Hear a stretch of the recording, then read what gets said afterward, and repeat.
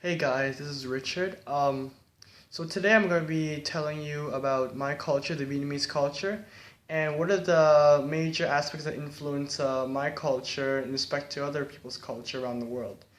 As some of you already know, my culture is what Vietnamese culture, and the three main characteristics that symbolize our culture is, of course, our food, um, our clothes, so our dress, our fashionable dresses, and our traditional outwear in parties and in parades.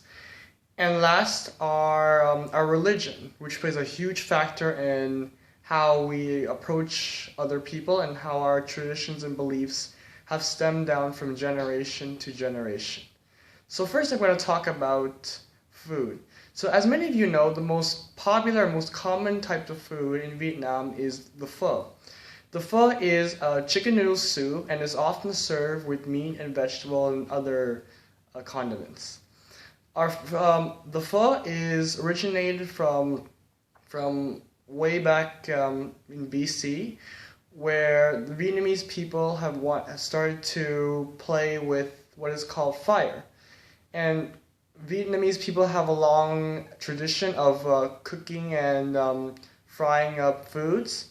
And pho was originally started as a food that typically that you can cook and you can boil.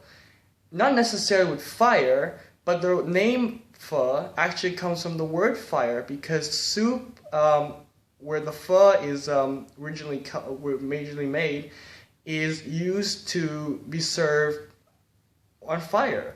So in the present day, in the 21st century, we don't normally cook or make soup under fire. We usually put it with hot water and mix it with vegetables and meat.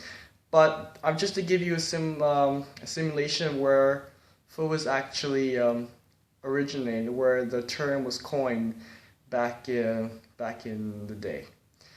Okay, our second characteristic is the dress code, and so during the New Year's, our tradition is that typically younger or older women wear long and thick dresses. The dresses are mostly either reddish or pink color, and that's because that symbolizes luck, which is why the Vietnamese people usually have those red lucky bags that symbolize their fortune. And during the time of the New Year's, this is the time where new fortunes and new promises are being made in hopes that they'll be gratified and made upon during the year and the following years to come. Men wear suits, and men also wear slight dresses, not typically dresses, but long and kind of long sleeve sort of suits that similarly look like dresses. These dresses were either made from leather, wool, any type of fur, and they stem on. So as the generations come on, they become less fur and less wool, and these our suits are more genuine, more open to um, cover most of our body, but not too much as what a fur coat or a woolen coat would look like. Our last characteristic is religion. So religion plays a huge factor in the Vietnamese culture. The main religion is Buddhism. Second follows Christianity as well as Islam and Judaism. So Buddhism constitutes about two-thirds of the majority in Vietnam, and partially 10% is Christianity, and another less than 5% is Judaism and Islam. So religion is the foundation of what Vietnam is known for, because before Vietnam separated from China, Buddhism and Christianity were the key religions that make up people's everyday traditions and their cultural practices that they practice on a daily basis.